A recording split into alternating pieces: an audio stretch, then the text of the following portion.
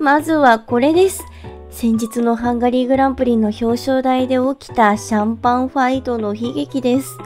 ノリスがシャンパンを表彰台の1位の床に叩きつけた際、その振動でマックスが置いた1位のトロフィーが落下し、真っ二つに割れてしまいました。やっちまったーって感じですよね。でもこの時のマックスとノリスの表情はなんだかほっこりでした。美しい陶器でできたこのトロフィーは約700万円で、ハンガリーのヘレンド社が特別に製造した価値あるものでした。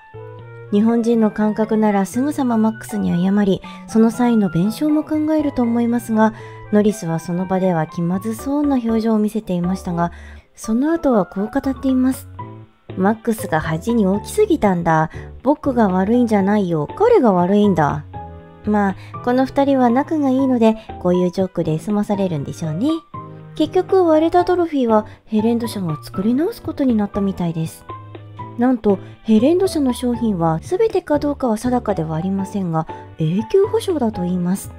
今回のトラブルで彼らの注目度は間違いなく爆上がりしたと思うので、嬉しい悲鳴と言えるでしょ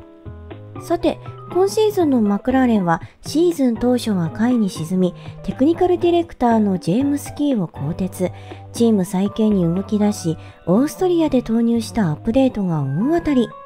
その結果、ノリスは2戦連続で2位表彰台を獲得。チームメイトのピアストリも4位、5位と完全に復活を遂げたのです。ノリスといえば、レース中の無線での暴言が有名ですが、ハンガリーではレース終盤に周回遅れの角田裕樹に対し暴言を吐いていました。レース中多くのドライバーが暴言を吐きますが、結果を出しているドライバーはそれを非難されることはあまりないと言えます。それを考えると、いろんな意味で結果が全てなんですね。また、同じイギリス出身のハミルトンに対しても、ノリスは時折牙を剥きます。今回もこう語っていました。ルイスが僕らのマシーンがいかに素晴らしくて、彼らのマシーンがいかに悪いか、多くの文句を言っているのは知っているけど、彼らのマシーンは悪くない。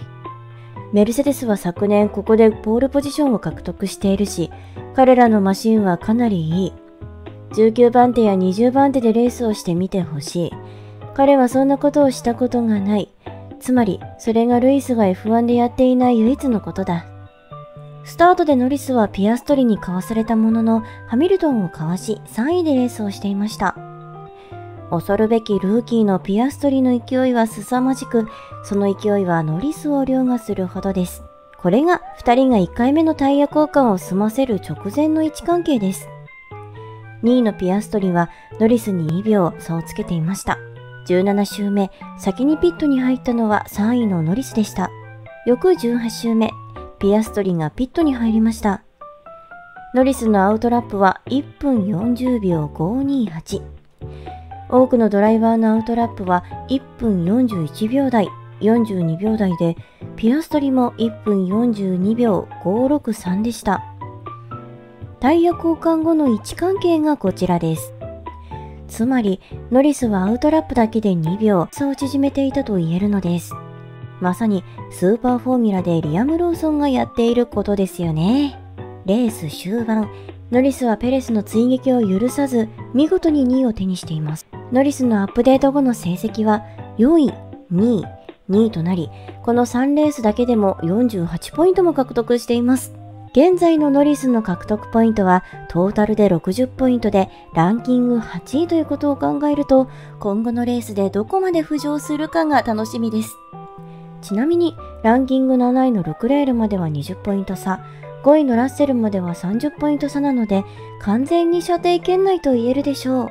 マクラーレンはこの3レースでコンストラクターズポイント87ポイントのうち実に70ポイントも獲得しているので、現在80ポイント差のフェラーリすら射程圏内かもしれません。これまで何度も表彰台を獲得しているノリスですが、フル参戦5年目を迎えているものの未だに未勝利です。現在ノリスの F1 での出走回数は93となっており、シーズン中に100を超えます。現役 F1 ドライバーの中で誰よりも勝利に飢えているドライバーがマクラーレンのエースのノリスと言えるでしょう。これまでのノリスの結果を見ると、2戦連続での表彰台獲得は1回もなく、今回の2戦連続で、しかも2位という結果は彼にとっての最高記録となっています。つまり、ノリスはついに過去最高のマシンを手に入れたことになるのです。今回の中低速サーキットでの2位表彰台は、彼らの速さが本物である証拠ではないでしょうか。しかし、それでも彼らが勝つ可能性はほぼゼロかもしれません。ハンガリーグランプリでは優勝したレッドブルのマックスに33秒の大差をつけられています。つまり今後のレースでもたとえノリスが2位でレースをしてもマックスに何かが起きなければ勝つことはできません。ノリスはこう語っています。マックスがリタイアしたりすれば勝てるかもしれない。でもミスや何かが起きない限りレッドブル勢は速すぎる。現時点では Q1 から抜け出すのに苦労していたシーズン序盤からポールポジション争いや表彰台争いをするまでに進歩したことに満足している。多くのハードワークと素晴らしいチームワークがあり、ファクトリーの全員が素晴らしい仕事をしてくれた結果だ。十分な仕事をしていないという誹謗中傷がたくさんあったけど、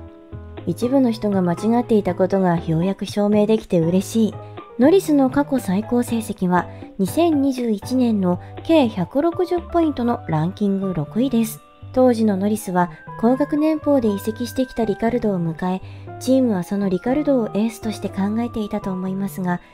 ノリスは終始リカルドを圧倒し、最終的に45ポイントという大差をつけリカルドを倒しています。ここからリカルドの苦悩が始まり、その後最終的にはクビになってしまうのです。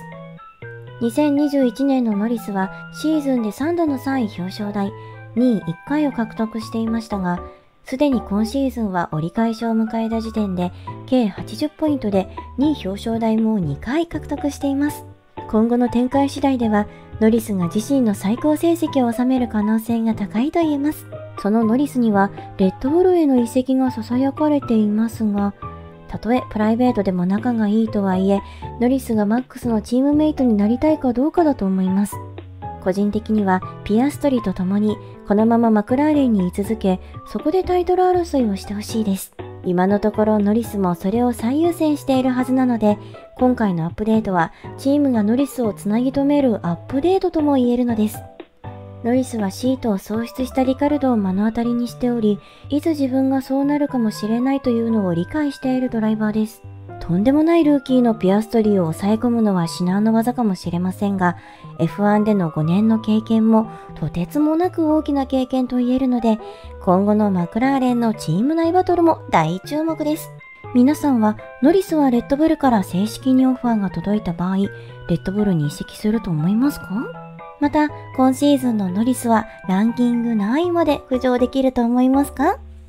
それでは、次回のクレアの衝撃をお楽しみに。起立、